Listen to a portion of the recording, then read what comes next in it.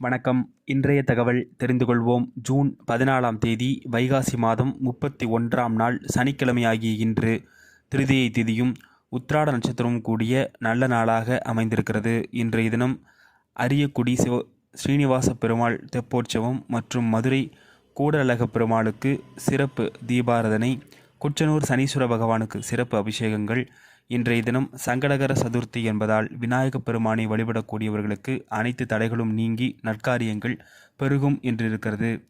இன்றைய தினம் காலை நல்ல நேரமாக 10:30 மணி முதல் 11:30 மணி வரையும், மாலை 4:30 மணி முதல் 5:30 மணி வரை நல்ல நேரமாகவும் கருதப்படுகிறது.